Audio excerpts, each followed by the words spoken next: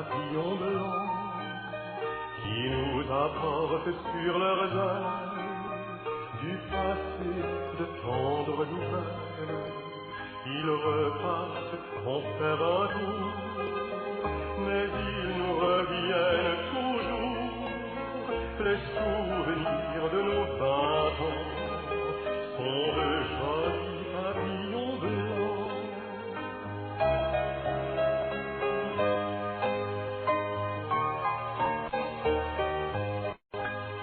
Les souvenirs des jours heureux sont de jolis papillons bleus. Notre cerveau les accapare, car ils sont infiniment rares. Après un orage, un malheur, ils viennent égayer nos cœurs. Les souvenirs des jours heureux sont de jolis papillons bleus. Bonjour à tous. Mon nom est Candide Lessard. Dans le cadre du 150 10 bretonnes et de Sacré-Cœur de Jésus, ma collègue Doris Daudier et moi rencontrons des personnes et ou des organismes pour mieux connaître les structures et coutumes qui ont façonné notre communauté. Aujourd'hui, nous rencontrons 3 hommes actifs et impliqués qui nous aideront à mieux connaître la confrérie des Chevaliers de Colomb. Bonjour à vous 3. Je vous invite à vous présenter chacun votre tour avec votre titre. Bon, mon nom, c'est Jean Grégoire. Je suis secrétaire archiviste. Moi, c'est Damien Lachance. Je suis actuellement le grand chevalier. Moi, Germain Gilbert, syndic. Depuis quand existe la confrérie des Chevaliers de Colomb? Dans l'histoire, ça a débuté quand, ça? En 1882, ça a été fondé par un prêtre, l'abbé Michael McGivney. Ça a-tu commencé au Canada? Ça, Non, c'est américain. C'est américain? Oui. OK. Je lisais sur Internet, ça vient de New Haven? Oui, c'est ça, New Haven, dans le Connecticut. OK. Quel est le but de la confrérie? Bien, je vais vous lire quand même ce que la charte dit. Le but de la confrérie, c'est de procurer une aide financière à ses membres, à leur famille. Procurer secours, assistance à ses membres malades, invalides et nécessiteux, de même qu'à leur famille. Promouvoir et diriger des œuvres éducatives, charitables, religieuses et sociales. Procurer des secours en cas de guerre et de désastre civil. Encourager parmi ses membres et leurs familles des relations sociales et intellectuelles. Mais avec les années, les Chevaliers de Colomb procurent une aide à tous, en fin de compte. Là. Elle aide aussi, elle est au service et souvent dans l'ignorance qu'elle accomplit et fait. Okay. C'est ça. Avec les années, ça l'a changé quand même. Oui. Au début, c'était ça qu'avait été fondée la confrérie des Chevaliers de Colomb. Mais ça, là, écoute, on a évolué avec les années, là. Okay. On aide toute la population, chevalier ou pas. Lorsque je vous avais rencontré, vous aviez même parlé de beaucoup d'aide anonyme. Oui. Alors... Oui. Disons, quand on va aider une personne, on ne dit pas à qui qu'on va aider la personne. Ça s'est fait, il y a eu du bénévolat fait, puis on fournissait le matériel, ça a été installé par des chevaliers gratuitement. On ne donne pas la personne, on ne veut pas... C'est tout à votre honneur. Oui. Oui. Maintenant, à qui s'adresse cet organisme? C'est plutôt masculin, mais de plus en plus, les épouses ont même le droit d'assister à nos réunions. Mais pas d'être membre? Pas d'être membre. Comme dans Brou, les femmes n'avaient pas le droit d'aller dans la taverne. C'est pour l'agaçant. Oui, c'est ça, c'est pour l'agaçant. Est-ce qu'on peut dire que c'est une association religieuse? Oui, c'est entièrement catholique, mais c'est sûr que avec les années, comme vous pouvez constater dans nos églises, que ça a diminué. Alors, ça reste catholiques quand même, les chevaliers, mais s'il y a moins de pratiquants, hein, ça fait que les chevaliers, ben, c'est sûr qu'on s'en ressent. Fait que c'est ça. Il faut suivre l'évolution de la vie et puis on n'a pas le choix, c'est ça. Mais ça a toujours été catholique et ça va le rester. Donc, c'est une association religieuse Oui. au départ. Oui. On a toujours entendu des rumeurs de rites de passage, des signes de reconnaissance. Est-ce que cela existe vraiment ou c'est une légende urbaine? C'est pas une légende urbaine, c'est vraiment, les chevaliers ont le signe. Si tu rencontres, mettons, je vais à Québec, puis quelqu'un me fait le signe, ça veut dire qu'il est chevalier. Sinon, si je ne peux pas parler avec lui, si de n'importe quoi, si, mettons, je n'ai pas vu sa carte ou s'il ne m'a pas fait le signe. OK. Est-ce que quelqu'un pourrait vous faire le signe par gentillesse, tout simplement, sans avoir besoin d'aide? Est-ce que ça se fait? Avez-vous déjà vu ça? Ça peut se faire qu'une personne fasse le signe sans le vouloir, là. Ah. Mais tu peux, mettons, virer ça de bord un peu, puis le refaire sur un autre bord, puis s'il ne répond pas, ben là, ça veut dire que c'était une coïncidence. Il y a une question puis une réponse. OK. Si lui, l'autre, il n'a donc- pas la réponse par le signe, il va constater tout de suite qu'il n'est pas chevalier. Là. Oui. Donc, c'est un geste familier. On peut dire ça. C'est un Oui, geste que oui. tout le monde peut faire. Oui, c'est un geste que tout le monde peut faire. OK. Mais si tu veux parler de chevalerie, tu ne connais pas la personne. Si tu veux parler de chevalerie, il faut qu'il présente sa carte. Faut que les deux présentent leur carte. Là, on voit que c'est des chevaliers, puis là, tu peux parler de chevalier. Là. Ah, c'est bien. Ça, C'est bien. c'est ça qui est en premier lieu. Il faut que tu demandes la carte avant de commencer à parler de chevalerie. Montre-moi ta carte. Alors, OK. quand il montre la carte, ben, tu vois quel conseil qui est. Et tout. Si on revient aux rites de passage, est-ce qu'ils ont changé au cours des années ou s'ils sont restés les mêmes? Je sais qu'il y a 30 ans, on entendait toutes sortes d'expressions, sauter la chèvre, puis même la chèvre est présente sur une photo d'initiation de nouveau. Alors, est-ce que, pouvez-vous répondre à cette question-là? Est-ce que c'est resté la même chose? Ça a changé beaucoup avec les années. Si tu recules de là 30 ans, comme tu disais, là, c'était une initiation qui était complètement différente d'aujourd'hui. C'est complètement changé. Là. Si tu dis sauter la chèvre, Oui. c'était pour dire, oui, tu rentres chevalier-colon, tu sautes la chèvre. Comme tu as vu des photos, on voyait une chèvre, c'est symbolique la chèvre en fin de compte. Là, parce qu'on disait, tu vas sauter la chèvre.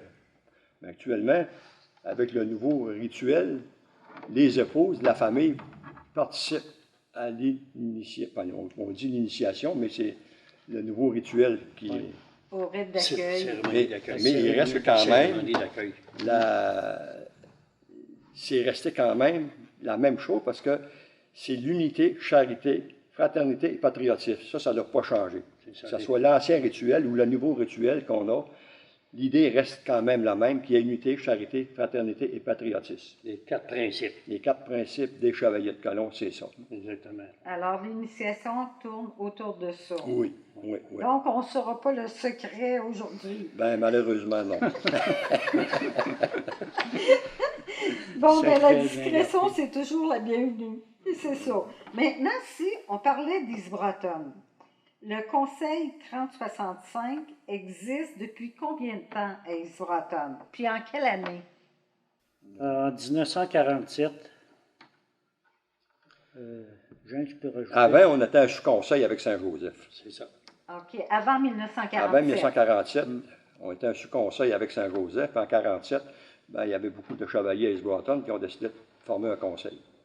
Fait que le premier grand chevalier, c'est le docteur Valère Groslot, qui était, probablement qui était grand chevalier à Saint-Joseph, mais ça a été lui ici qu'on a regardé, là, c'est le premier grand chevalier à Isbroton. OK. Puis à date, c'est-à-dire de 1947 à 2021, on peut dire qu'il y a eu combien de grands chevaliers? 32, excuse, 32. 32. OK. Qui choisit le grand chevalier? C'est les membres. Les membres du conseil qui vont. Puis si jamais il y en a deux, c'est comme des élections municipales, n'importe quoi. Ah oui? Ben, ça va en élection. Mais OK.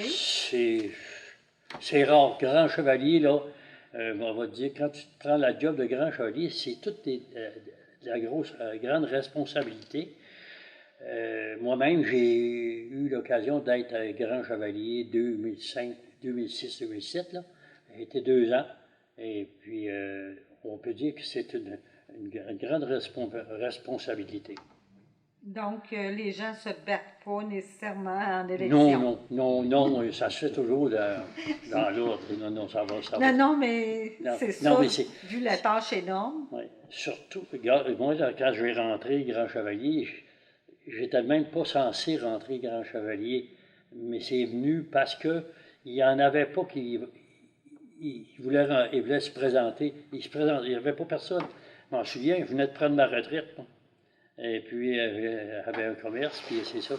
Et puis, le monsieur, il est décédé à cette heure. Je peux le nommer, Rotlich. Il était venu me voir, même à la cabane à sucre. Puis là, il faut que tu viennes. En fait, compte, j'ai été 2 ans, puis c'est numéro 1. C'est des belles années à vivre. Franchement, là, je ne le regrette pas. Bon, Oui. on va demander, actuellement, on va demander l'opinion de, c'est des belles années à vivre. Qui est grand chevalier actuellement? Damien Lachance. Damien? Ah, c'est Damien, moi. si je te pose la question, est-ce que c'est des belles années à vivre? C'est bien correct. Oui, c'est sûr qu'il y a de la responsabilité à prendre, mais il y a de Il y a de l'aide. on a de l'aide de l'exécutif, Le grand chevalier, s'il y a une décision à prendre qui est importante, va demander à son exécutif pour l'idée. c'est ça, puis les bénévoles nous aident, puis c'est plaisant que quelqu'un qui aime faire du bénévole, moi j'aime ça, puis c'est plaisant de travailler ensemble, puis Ça, c'est. tu demandes des bénévoles, ça dit oui, là c'est plaisant, puis la tâche se fait assez facilement. Bon, c'est des belles années, donc. Oui, Ah oui, ça te Ouais. fait. Ça te fait connaître du monde, puis parce que tu vas dans les autres conseils aussi, là, Ouais. tu es invité à aller Ouais. dans un congrès, puis tout ça. Moi, en tout cas, j'en suis sorti très satisfait de ça. Ça crée Puis Damien des va être liens. de même aussi. Oui, c'est ma 3e année, Oui. puis j'ai bien aimé ça. C'est sûr qu'avec la période qu'on a passée là, j'ai peut-être eu un peu moins de travail que d'habitude, là, mais on s'est venu trouver du travail. Il y en a d'autres ouvrages, je peux vous Oui. dire. Peut-être un peu moins de travail, mais beaucoup de soucis avec la Ouais, pandémie. c'est ça, c'est ça. C'est ça, Mm. oui. Le local des Chevaliers de Colomb actuel date de quelle année? 1975, Avant, vous vous réunissiez où? Avant 1975? à l'hôtel de ville à la station. À l'hôtel de ville. Puis même Donc, avant ça, il y a déjà eu l'ancienne bâtisse qui était ici. Là. Il y avait un deuxième avec sa passe au feu. Les chevaliers se réunissaient là. OK. Puis avant ça m'a l'air que mon oncle m'a dit, l'ancien hôtel de ville qui a passé au feu, je pense Ah que c'était en oui? 1965, Oui. c'était là que les chevaliers se rassemblaient. OK. Est-ce difficile de financer un tel bâtiment? Oui, c'est assez difficile. C'est sûr qu'avec les coûts de la vie puis les coûts de tout, là, mais avec l'aide qu'on a des bénévoles, on réussit à passer au travers, puis on va. Les autres années, ça a bien été, ça va encore bien. Ça a été un peu plus difficile là, dans les 2 dernières années, mais on va passer au travers, puis on va continuer de faire les projets qu'on avait, puis on y va avec ça. Vous parlez de projets. Justement, au cours des années, j'ai remarqué une amélioration continuelle du bâtiment, de l'équipement, du fonctionnement. Ouais. Qui prend ces décisions? C'est l'Assemblée qui prend les décisions. Ouais, l'exécutif. Ouais. L'exécutif, puis on a le secrétaire financier qui est là, puis on demande, puis on a de l'aide aussi de nos gouvernements provincial, fédéral. À l'occasion, ils nous refilent un petit enveloppe, puis on en paye une partie aussi, là, mais ça va bien, on passe au travail. Oui. Avant ça, là, excusez, avant ça, il y avait un comité pour le local. C'était pas le conseil même, l'exécutif qui s'occupait de ça. Il y avait un comité du local. Puis ça, on a décidé de lâcher ça quand j'étais grand chevalier, parce que le comité du local, oui, ils prenaient leurs décisions, mais il fallait qu'ils les passent avant de faire, mettons, une réparation, il fallait qu'ils en parlent au conseil. Fait que là, à un moment donné, on a dit, on fait des assemblées, tu sais, pour rien, dans le fond. Ben, pour rien. C'est sûr que les gars, ils faisaient leur gros possible, là, c'est pas ça. Mais c'est que ça revenait à être discuté pareil au conseil. Alors, Auster, ça se discute directement lors de l'assemblée du mois au conseil ici même. La décision finale, c'était le conseil qui apprenait. C'est ça. C'est ça. Si vous avez remarqué, quand on a acheté la bâtisse, c'était pas comme ça. On a refait la toiture, c'était un toit plat. Alors, on a fait une toiture de même. On a eu l'agrandissement avec la cuisine, les planchers ont été changés. Le système de chauffage, actuellement, c'est au gaz. L'électricité, ça a été fait au complet. Il y a eu des salles de fête en bas, parce qu'on est rendu avec 3 salles ici. Oui, c'est ça. La cuisine a été rénovée 2 fois. La dernière fois, on a regrandi la cuisine encore, puis le dessous, on avait besoin d'une entrée d'handicapés. Ça fait qu'on a fait l'entrée d'handicapés sous la cuisine. Les salles en plus. Pas juste les handicapés. Des fois, il y a des personnes plus âgées qui ont plus de misère. Il y a des marches à descendre, puis ils passent par là. Puis, non, la salle en bas, le plancher a été refait. La peinture, c'est de toute beauté de voir nos salles. Là. Oui, écoutez, là, on passe pour vraiment avoir des très belles salles lors des locations. Là. Le monde sont enchantés d'avoir ça, parce que les grandes salles de même, ils sont plutôt rares. Ah, très rare même, très rare. C'est avec les bénévoles qu'on réussit à faire ça. Sinon, si tu engagerais toujours de A à Z, ça ne durerait pas. Ça serait pas possible. Ça serait difficile. Le financement serait plus difficile. Ah oui, oui. Bien, vos 3 salles sont très belles. Merci. Vraiment, oui. C'est grâce à tous les membres et tous les bénévoles, ça. Oui. Parce que ça se fait pas tout seul, ça. Il y a beaucoup d'heures de travail dans le local. Ça, on peut vous le dire. Il y en a qui ont mis des heures et des heures, puis il y en a même qui auraient censé se faire payer, mais c'était bénévole. Merci à tout ce monde-là. Oui. Félicitations à vous. Oui. Maintenant, on va parler des activités qui se vivent au sein de ces locaux-là. Pouvez-vous nous en parler? Oui, bien, on a plusieurs activités. Il y en avait encore plusieurs, on en a perdu un peu, là. Parce que tu avais la Féance qui faisait des dégustations de vin et fromage, et puis les parties de cartes qui avaient lieu, je ne sais pas quel mois, là. Puis, mon Dieu, les salles sont louées à tous les années, là, les fins d'année, pour le jour de l'an, les Noël, puis ça, c'est... Et puis, mon Dieu, il y a eu des... J'ai pris en note. Voilà. Actuellement, tu as les réunions des Hawks qui ont lieu ici. Les Hawks. Tu as les Emma Québec. Avant ça, on avait les filles d'Isabelle. Oui. Mais ici, ils n'existent plus. Alors, c'est ça. Puis on avait de Berceton, qui était super belle journée. Puis il y avait le dépouillement de l'arbre de Noël pour les enfants. Ça, c'était merveilleux. C'était une grande fête, ça. La grande fête des enfants. Moi, je me souviens, là, ici, là, j'ai même fait le Père Noël. Puis de voir les enfants venir s'asseoir sur moi pour avoir son cadeau, c'était pour moi là, le bonheur total, mais c'était aussi pour les enfants. Oui. Puis, tu sais, c'était bien, on avait de la musique, puis là, il y avait beaucoup de monde. Là. Les parents venaient avec leurs enfants. Moi, j'ai vu ici, là, on avait de la musique, et puis être 150 personnes facilement, puis 200, là. Puis ça fêtait, là. Oui, c'était très, très bien. Mais c'est dommage. Aujourd'hui, les cadeaux, tu ne peux pas avoir un cadeau de 10 il n'y en a plus. Puis c'était quelque chose pour ceux-là qui s'occupaient de ça. Acheter les cadeaux. Ça, félicitations, sans nommer personne, parce qu'il ne faudrait pas nous oublier, mais ceux qui sont occupés d'acheter les cadeaux de Noël là, pour les enfants, c'était incroyable de voir ça. Ah, là, puis là, bon, on avait on donnait des chips aux enfants, de la liqueur. Tu sais, c'était vraiment la belle journée pour les enfants. Mais malheureusement, c'est ça. C'est-tu tous les enfants des chevaliers? C'était juste les enfants des chevaliers, par exemple. Là. Oui, C'était mais- pas. C'est sûr que là, il ne fallait pas. Parce que là, on donnait des cadeaux, là. Fait que c'était juste les enfants des chevaliers. Mais dans ce temps-là, il y avait au-dessus de 500 membres en règle, là. 500 membres chevaliers, là, comme il faut, 500, puis des fois 600, là. Alors, puis aujourd'hui, ben, on est pas mal moins, là. Fait que c'est ça.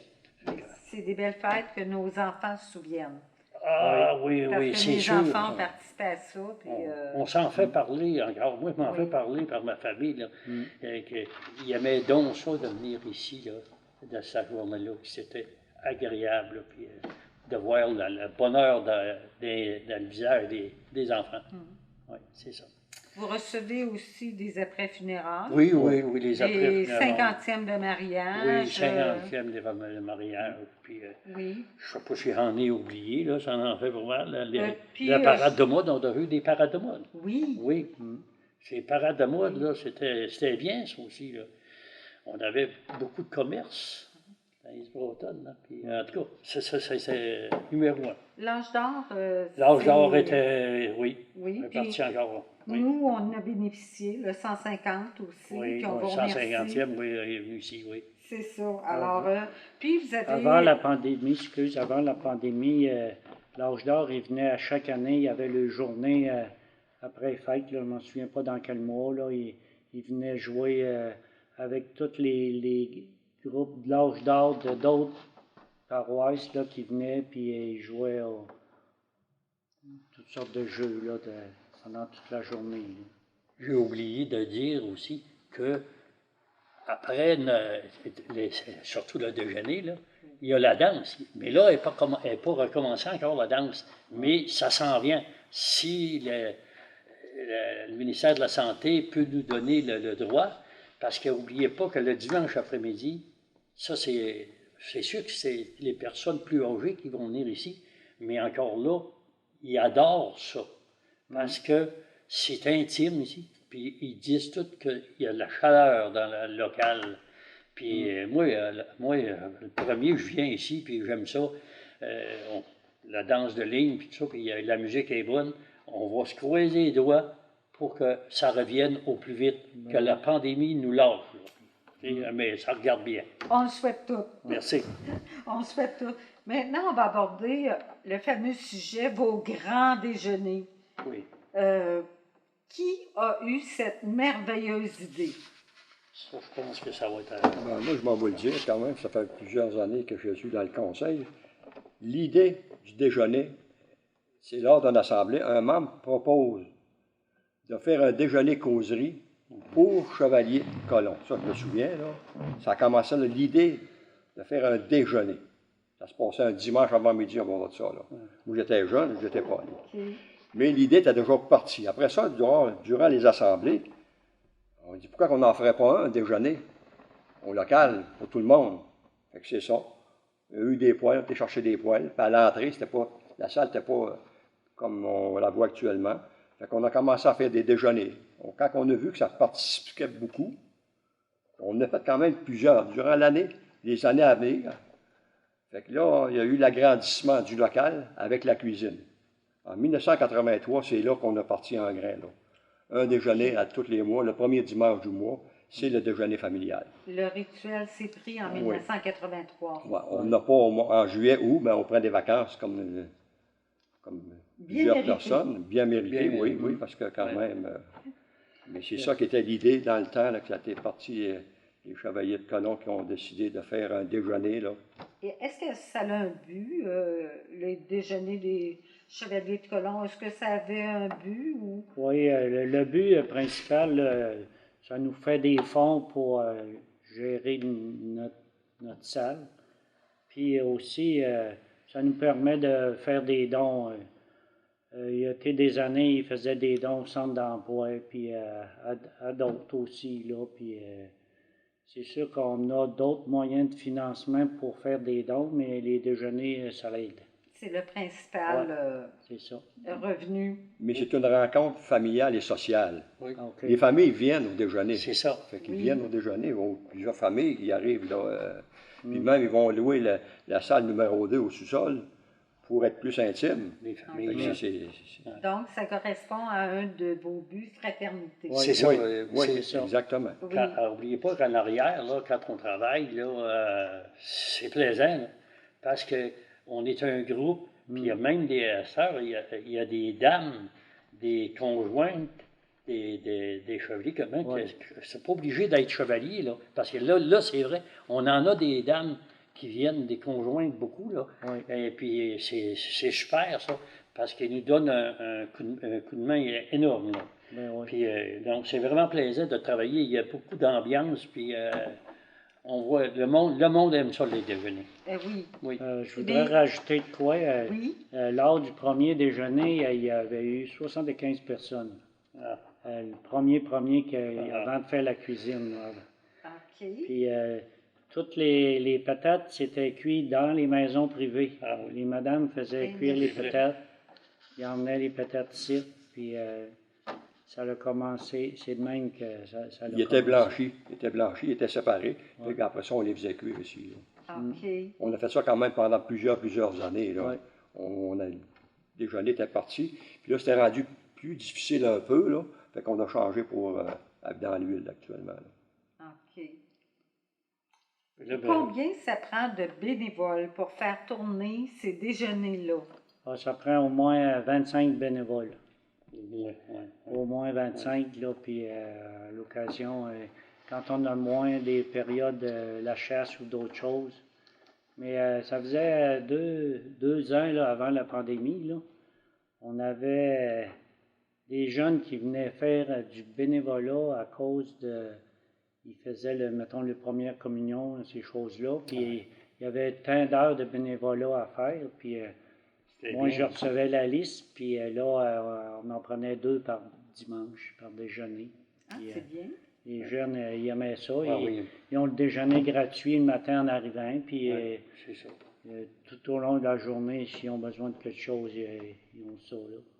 C'est une bonne initiation au bénévolat Ouais, aussi c'est pour ça. les jeunes. Oui. Oui, ça les habitue à faire Oui. du Et, bénévolat. les jeunes étaient satisfaits. Des fois, on en manquait. J'avais ma liste, rappelais un. Oh, il va y aller. Et, c'est le même que des fois, on attire d'autres, là. Mais ça se parle, hein, Ça les nous jeunes. aide. hein. Oui. Ouais. Ah, c'est bien. Oui. Ces déjeuners-là, est-ce qu'on peut dire qu'ils sont rentables? Oui, ils sont rentables. Mais à cause du bénévolat encore. Parce que c'est sûr. C'est tout parce que c'est. Il y a dans la semaine avant, il y a des choses à préparer, puis Les achats. tous les achats à faire, puis Puis quand la personne qui demande les bénévoles, là, pour C'est ça. la semaine, comme ça va être dans l'autre semaine, là, ouais. et puis la personne qui s'occupe des bénévoles, il faut qu'elle appelle. Là. Puis là, souvent, là, il y a des réponses. Ah ben, je peux pas, je m'en vais à la chasse. Moi, le premier, c'est arrivé, il dit ça. Fait que, quand ça s'en va à la chasse, ben là, il manque là, il faut qu'il rappelle d'autres personnes. Puis là, Ben ouais. des fois, c'est dur. Mais ça finit toujours par. C'est ça. Oui. C'est comme quelqu'un qui a travaillé au déjeuner et il nous disait que c'était une tâche colossale. Une taille. C'est une tâche colossale. Oui. Parce que quand on voit l'avant et l'après, c'est pas juste le temps du déjeuner. Ouais. C'est C'est ça. Quand c'est fini, il faut laver au complet. Là, Ah, je lui tire mon chapeau. Tout Vraiment, lavage, là. puis tout est propre quand on C'est sort. ça, La puis, cuisine, elle est propre. Ah oui, on va vous dire, Dans la semaine d'après, il faut tout relaver les salles, la salle à grandeur, puis la cuisine, puis les comptoirs, puis tout. on a de la visite de temps en temps de la MAPAC, puis ils nous disent on vous félicite.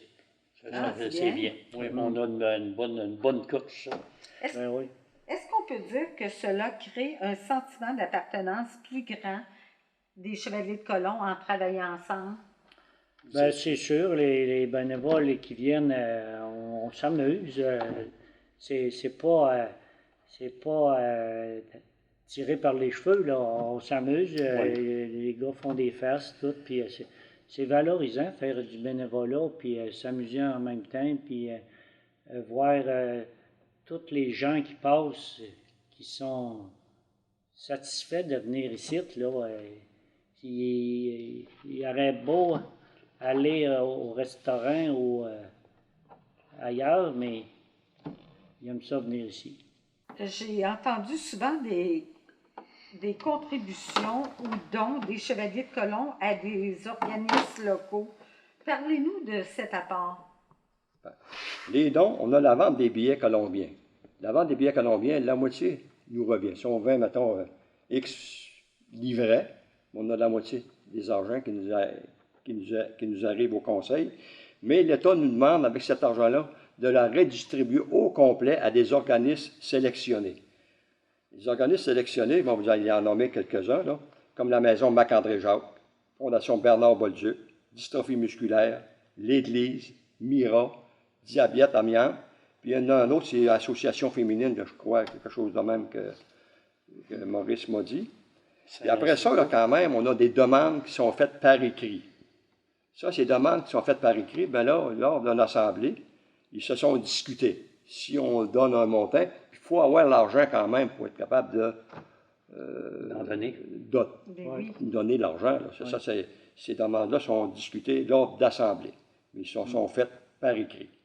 Bien, c'est ça. Moi, c'est en entendant parler, que ce soit hockey mineur, que ce soit Noël du bonheur au foyer. Alors, on peut dire que vous faites une distribution de beaucoup de bonheur dans votre milieu.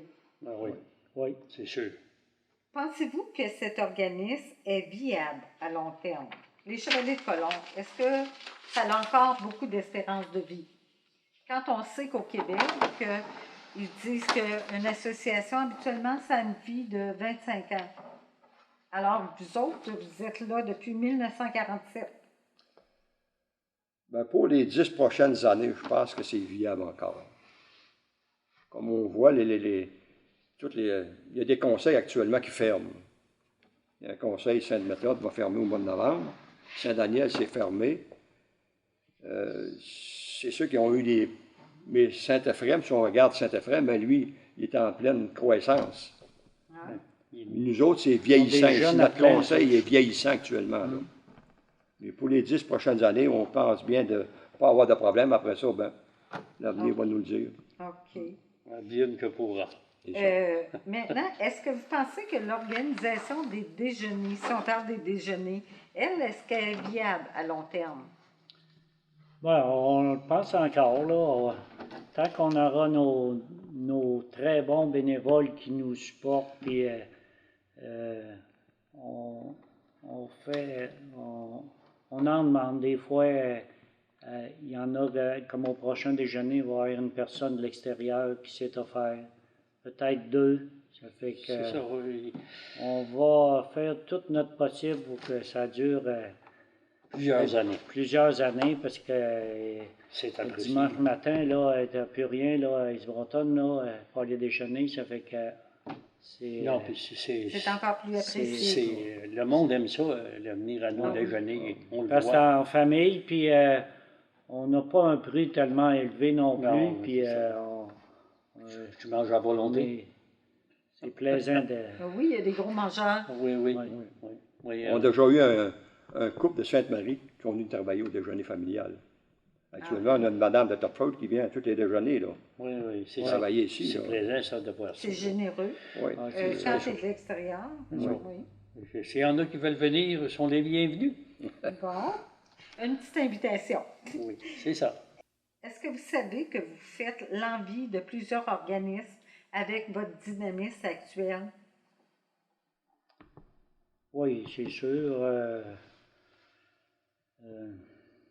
Oui. Parce qu'il y a des organismes qui ont plus beaucoup de membres puis qui arrêtent. Ça fait que nous autres, c'est sûr que le nombre de membres a baissé, mais quand on a encore 272 membres, ça fait que on est bon pour faire un petit bout encore. Puis si les membres continuent à nous encourager, on va faire un bout de chemin encore. On vous invite en grand nombre. Oui. On a besoin de vous. Bon, j'ai oublié de vous demander, dans les belles années, on peut dire que vous serviez combien de déjeuners? Ça a été, on va mettre une moyenne de 600 déjeuners. C'est ça. Disons qu'on a déjà eu une moyenne en année de 600 déjeuners. Actuellement, là, c'est un petit peu moins. Quand on pointe 500, là, on est bien content. Bien content Quand de tu déjeuner. cherches 500 déjeuners. On vient de recommencer après la pandémie. Le premier déjeuner qu'on a eu, on a eu 202 personnes. Puis là, mais le dernier déjeuner, c'était 305. 305, c'est sûr. 305. Oui, alors c'est Oh, très oui, bien. On est en temps de 400-500, pandémie. c'était dans la normale. C'était la normale, Oui, 500 On savait le déjeuners. matin quand on commençait, on misait, tous les bénévoles misent On fait une gageure. Puis on fait le on tri. met $1 chaque, puis à la fin de la journée, celui qui est le plus proche du nombre, ben, il remonte le verre de $1. Le pot. Alors, Le pot. vous joignez l'agréable à Oui, l'utile. C'est ça, c'est Ah, ça. ben c'est bien. En tout cas, ça en fait des toasts à faire, puis des œufs, puis de la saucisse. Ah Oui, Ça passe. c'est ça. Est-ce que vous vous rendez compte, ma dernière question, est-ce que vous vous rendez compte que vous contribuez grandement à l'image d'Isbroton avec vos déjeuners, vos dons, vos prêts de local aux organismes? Alors, vous contribuez grandement à l'image d'Isbroton. On peut dire ça, hein? Oui, c'est sûr. Avec le bénévolat qu'on fait, ça encourage les personnes là, à nous suivre. Puis à cette heure, sur Facebook, on fait des petites annonces là-dessus, puis les personnes nous suivent. Puis les couples qui venaient déjeuner, dans l'après-midi, il y avait la danse, ils restaient pour la danse. Puis il y a des salles, les salles louées pour les rassemblements des fêtes, puis pour des organismes à but lucratif, on prête les salles pour les jeunes de l'école. Des fois, il y a quelque chose, une activité à l'école, puis il manque de place, ils ont la salle gratuite. Puis des fois, pour des activités de financement pour les jeunes, on prête la salle gratuitement. En résumé, Isbroton et le Sacré-Cœur de Jésus sont très chanceux de vous avoir dans le milieu. Ben, on espère, oui. Veut pas, je pense Ouais. qu'on est apprécié, là, ça veut dire, Ouais.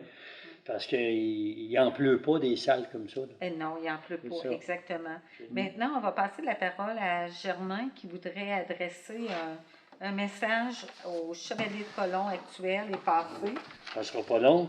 C'est que ma pensée, c'est que je voudrais, au nom du Conseil, à mon nom personnel et au nom du Conseil 3065 de l'exécutif, on voudrait remercier toutes les personnes, les grands chevaliers et l'exécutif des années antérieures qui ont été au sein du Conseil 3065 parce qu'ils ont fait un travail formidable.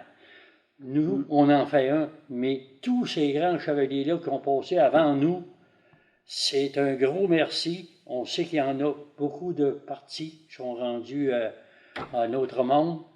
Alors, on vous dit merci et puis continuez, les enfants de ces familles-là, de venir nous encourager. Et puis, vous êtes toujours les bienvenus. Merci à tous. C'est à moi de merci à vous trois pour cette rencontre fort instructive. Après cette interview, il est facile de voir la répercussion immense que cet organisme bénévole procure au sein de son entourage. qu'on parle de prêts locales, de dons, de bénévolat anonyme, d'organisation d'événements récréatifs, ce local et ses membres sont des vrais magiciens, procurant bonheur et bien-être chaque jour de l'année. Peut-on demander plus à une organisation? J'en doute. Merci au nom de la communauté d'Isle-Bretonne et Sacré-Cœur de Jésus de faire partie de nos vies. Notre souhait le plus sincère, longue vie aux Chevaliers de Colomb. Vous êtes une fierté de notre communauté. Merci du fond du cœur. Merci. Ça nous fait plaisir. J'avais oublié aussi les membres, merci à les membres qui sont en règle présentement. Merci beaucoup. Puis s'il y en a qui ne le sont pas, on les invite à se remettre en règle, ça va nous faire plaisir. Merci. Merci beaucoup. Merci.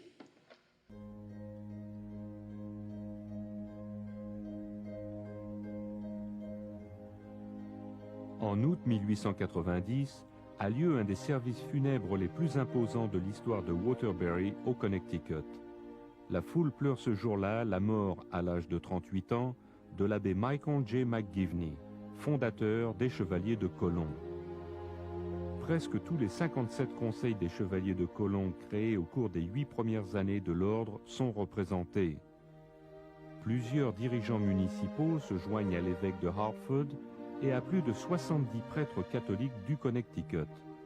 Toutes les voitures à chevaux à 11 km à la ronde, dit-on, sont réquisitionnées pour l'occasion.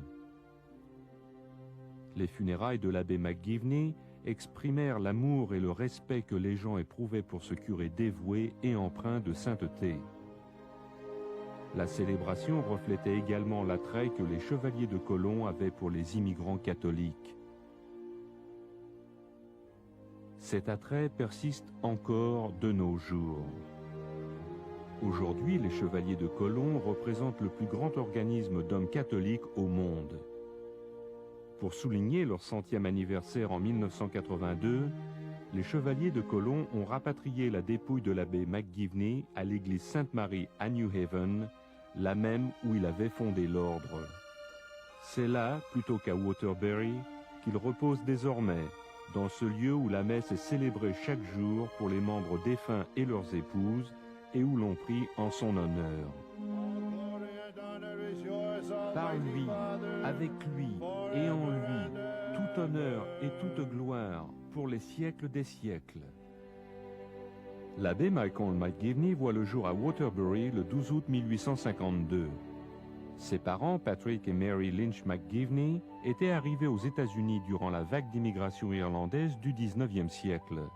Patrick McGivney travaille comme mouleur dans la chaleur et les vapeurs nocives de la fonderie de cuivre de Waterbury.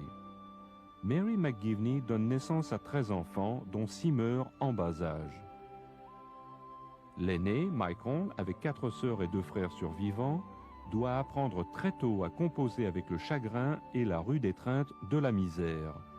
Il comprend à quel point l'amour, la foi et la force morale renforcent la famille. Michael McGivney fréquente les écoles de la classe ouvrière de Waterbury.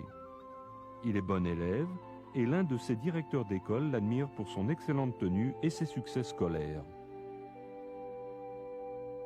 Après la guerre civile, l'industrie métallurgique du Connecticut est en plein essor. Il quitte l'école à l'âge de 13 ans pour aller travailler. Son emploi dans la fabrique de cuillères d'une usine de cuivre rapporte quelques dollars de plus à la famille. À l'âge de 16 ans, en 1868, Michael quitte l'usine. Ayant pour objectif d'accéder à la prêtrise, il voyage jusqu'au Québec aux côtés du curé de Waterbury. Inscrit au séminaire de Saint-Hyacinthe, il étudie en français et travaille dur pour préparer son admission au grand séminaire. Suivent 2 années d'études au séminaire Our Lady of Angels, affilié à l'Université de Niagara dans l'État de New York. Le jeune McGivney déménage ensuite à Montréal où il fréquente le collège Sainte-Marie, institution tenue par les Jésuites. Il est là lorsque son père meurt en juin 1873. À court d'argent et inquiet du sort de sa famille, il retourne aux États-Unis pour les funérailles et reste un moment à Waterbury. À la demande de l'évêque de Hartford, il entre au séminaire Sainte-Marie de Baltimore, au Maryland.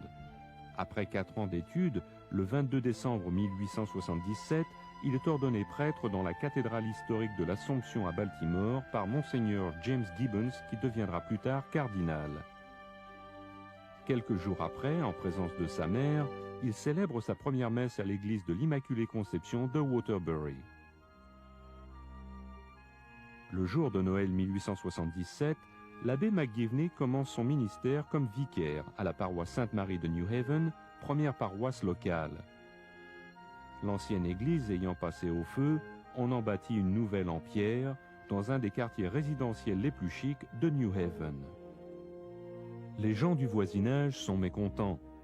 En 1879, on lit même dans The New York Times comment une avenue aristocratique a été enlaidie par une église romaine.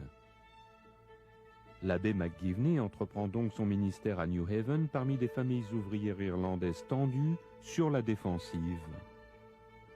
Les prêtres de Sainte-Marie ont également pour tâche d'annoncer la bonne nouvelle aux détenus de la prison locale. Un des cas les plus célèbres de l'époque concerne un Irlandais de 21 ans qui, sous l'influence de l'alcool, a abattu un policier. James Chip Smith est jugé pour meurtre prémédité en 1881, reconnu coupable et condamné à être pendu. L'abbé lui rend visite tous les jours. Après avoir dit une messe pour le condamné le jour de l'exécution, la douleur de l'abbé est intense, mais le jeune détenu le réconforte. « Monsieur le curé, votre saint ministère me permet de regarder la mort en face. N'ayez pas peur pour moi, je ne dois pas faiblir maintenant. » L'abbé McGivney travaille étroitement avec les jeunes de la paroisse Sainte-Marie, leur enseignant le catéchisme et mettant sur pied une société d'abstinence totale pour combattre l'alcoolisme. En 1881, il explore avec quelques laïcs la possibilité de fonder une société de bienfaisance fraternelle et catholique. À une époque où les clubs paroissiaux et les sociétés fraternelles ont beaucoup d'attrait, le jeune prêtre pense qu'il y a moyen d'œuvrer à la fois à l'affermissement de la foi et au soulagement des familles pauvres accablées par la maladie ou la mort de leurs pourvoyeurs. Son projet d'organisme laïque autonome, associé à l'Église, est le fondement même de l'action catholique. Il en fait part à l'évêque de Hartford, Monseigneur Lawrence McMahon, qui l'approuve. Il se rend ensuite jusqu'à Boston pour en discuter avec des représentants de l'Ordre des forestiers catholiques. Puis il voyage jusqu'à Brooklyn pour consulter le Catholic Benevolent Legion. Il rencontre d'autres prêtres de son diocèse et il recueille des informations susceptibles d'aider les laïcs catholiques à gérer leur société de secours mutuel. Les gens qui connaissent l'abbé McGivney à cette époque sont impressionnés par son énergie et sa vigueur. L'abbé Gordian Daly raconte « Je l'ai rencontré une seule fois, et pourtant je m'en souviens comme si c'était hier. Son visage doux, pâle et beau. C'était un visage de prêtre, voilà, tout est dit. C'était une figure d'une profonde sérénité. Rien de sévère dans sa contenance, même si on y décernait une grande force. » William Geary, un des membres fondateurs de l'ordre, raconte qu'à la première réunion du Conseil en 1882, l'abbé est acclamé comme fondateur par 24 hommes au cœur rempli de joie et de gratitude, car ils reconnaissent que sans son optimisme, sa volonté et ses conseils, ils auraient failli à la tâche. L'abbé McGivney suggère d'abord que l'ordre prenne le nom de « Fils de Colomb ». En évoquant la mémoire de l'audacieux découvreur du Nouveau Monde, il souhaitait allier foi catholique et amour de la patrie. Mais le mot « fils » est remplacé par le mot « chevalier », parce que les Irlandais qui ont fait la guerre civile estiment qu'un noble rituel aidera à faire avancer la cause, toute nouvelle, de la liberté civile des catholiques. La première mention publique de l'ordre, dans le New Haven Morning Journal and Courier du 8 février 1882, rapporte que la première réunion des chevaliers de Colomb s'est tenue la veille. Le 29 mars suivant, la législature du Connecticut octroie une charte à l'ordre des chevaliers de Colomb. En 1882, la devise de l'ordre est « Unité et charité ». Plus tard s'ajouteront fraternité et patriotisme. Dès le début, chacun de ces idéaux prévaut dans les cérémonies de la chevalerie. L'historien Christopher J. Kaufman perçoit, dans les thèmes colombiens, le fier reflet des promesses de liberté, d'égalité et d'opportunité si chères à la démocratie. En avril 1882, avec la permission de Monseigneur McMahon, l'abbé McGivney écrit à tous les curés du diocèse de Hartford. L'objectif premier de l'ordre, dit-il, est de dissuader les catholiques de faire partie des sociétés secrètes en leur offrant de meilleurs avantages financiers que ces dernières en cas de décès ou de maladie. Il insiste auprès de ses confrères pour qu'ils exercent leur influence afin qu'il y ait un conseil dans chaque paroisse. L'abbé McGivney installe lui-même les premiers officiers du conseil numéro 1, San Salvador, à New Haven en mai 1882. En mai 1883, le conseil numéro 2 voit le jour à Meriden, au Connecticut. Monseigneur McMahon est tellement impressionné par l'organisme qu'il devient lui-même en 1984 membre aumônier du conseil numéro 11. À la fin de 1885, on compte pas moins de 31 conseils à travers le Connecticut. Les voyages de l'abbé McGivney dans tous les coins de l'État et sa correspondance concernant les chevaliers de Colomb témoignent de son dévouement envers l'ordre. Mais malgré ses nombreuses activités, il demeure le vicaire énergique de la paroisse Sainte-Marie, toujours soucieux des problèmes de chaque paroissien. En novembre 1884, il est nommé curé de la paroisse Saint-Thomas de Thomaston, ville industrielle du Connecticut, située à 16 km de sa ville natale. C'est une paroisse criblée de dettes, desservant de pauvres ouvriers sans autre fortune que leur foi. Dans la prière et l'acceptation, l'abbé McGivney achève les 7 années qu'il a passées à la paroisse Sainte-Marie. Sur un parchemin, illustrant en filigrane un calice et une hostie, les paroissiens de New Haven lui présentent une résolution écrite déclarant que, malgré les fardeaux et les afflictions, sa courtoisie, sa gentillesse et la pureté de sa vie ont gagné l'amour et la confiance des gens de Sainte-Marie qui l'accompagneront désormais dans chacune de ses actions. Au cours des 6 prochaines années à la paroisse Saint-Thomas, il s'attaque au déficit de la paroisse tout en nouant les mêmes liens de dévouement et de charité qu'il a cultivés à New Haven. En même temps, il continue de servir à titre d'aumônier suprême et s'efforce d'étendre les activités de l'ordre jusque dans le Rhode Island. Plus tard, de 1901 à 1939, ses jeunes frères, Monseigneur Patrick et Monseigneur John J. McGivney, deviennent aumôniers suprêmes à leur tour.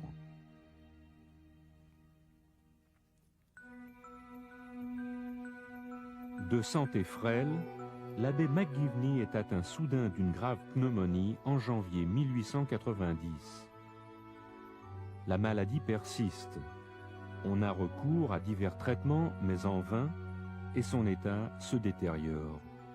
Ses forces physiques l'abandonnent, au moment même où l'ordre qu'il a fondé acquiert une nouvelle vigueur. Le 14 août 1890, l'abbé Michael J. McGivney meurt à l'âge de 38 ans. Par sa piété et sa compassion, l'abbé McGivney a su pendant seulement 13 ans de sacerdoce se gagner l'amour de ceux et celles dont il avait été le vicaire et le curé.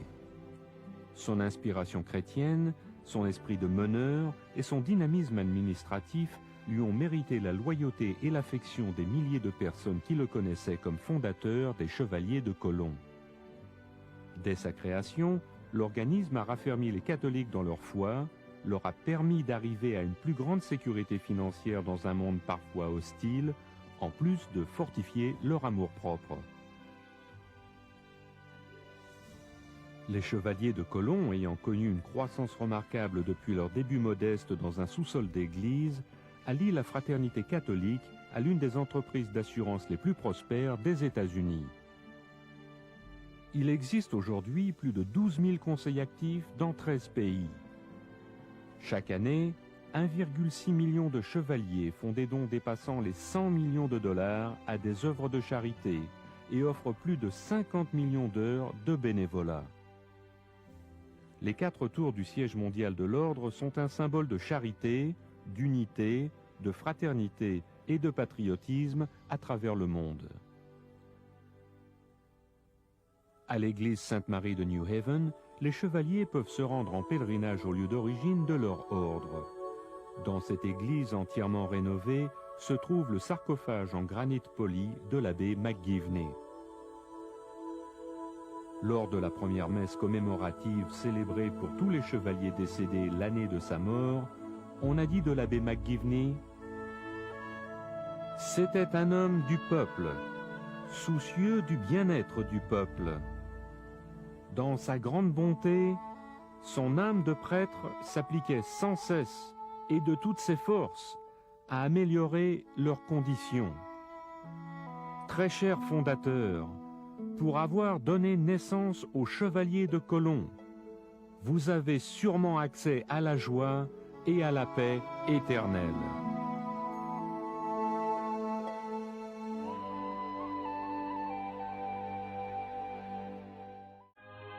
Les souvenirs des jours heureux sont de jolis papillons bleus. Notre cerveau les accapare, car ils sont infiniment rares. Après un orage, un malheur, ils viennent égayer nos cœurs. Les souvenirs des jours heureux sont de jolis papillons bleus. Les souvenirs de nos amours sont des papillons de velours qui par une tactique habile en nous ont élu domicile. On les adore à l'infini, dans notre cœur ils ont leur nid. Les souvenirs